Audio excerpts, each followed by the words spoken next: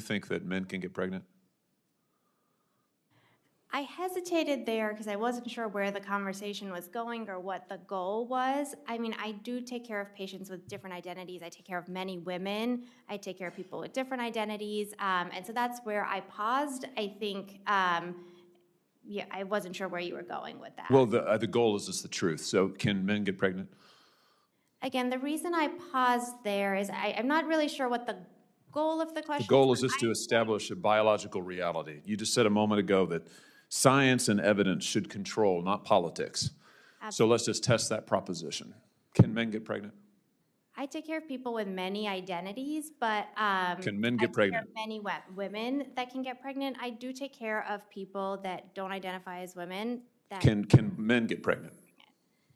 again, as I'm saying, Let me just remind you what you testified to a moment ago. Science and evidence should control, not politics. So can men get pregnant? You're a totally doctor, I agree. think. Science and evidence should guide medicine. Do science and evidence tell us that men can get pregnant? Biological men, can they get pregnant? I also think yes/no questions like this are a political tool. And No, yes/no questions are about the truth, doctor. Let's not make a mockery of this proceeding. This is about science and evidence, and I'm asking you.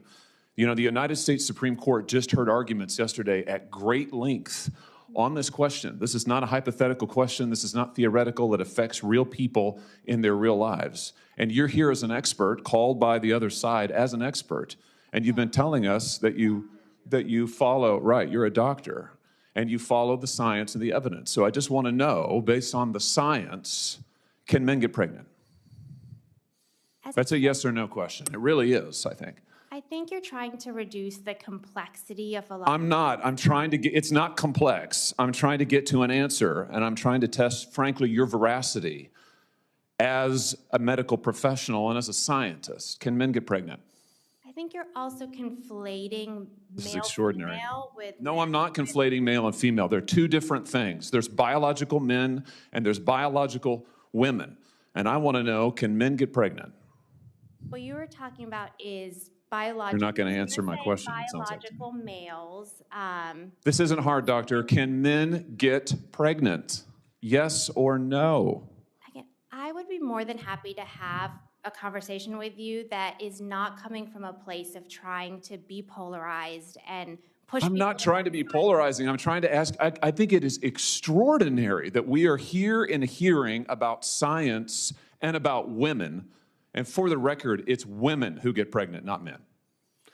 We are here about the safety of women and science that shows that this abortion drug causes adverse health events in 11% of cases. That's 22 times greater than the FDA label, another fact you haven't acknowledged. And yet you won't even acknowledge the basic reality that biological men don't get pregnant. There's a difference between biological men and biological women. I don't know how we can take you seriously and your claims to be a person of science if you won't level with this on this basic issue. I thought we were past all of this, frankly. I can't believe we're still here talking about this.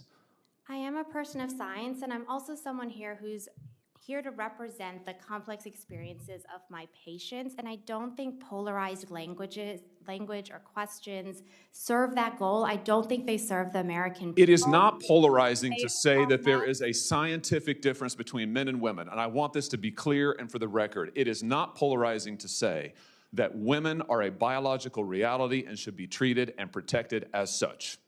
That is not polarizing, that is truth. It is also, by the way, the United States Constitution, which offers unique protections to women in a variety of circumstances as women.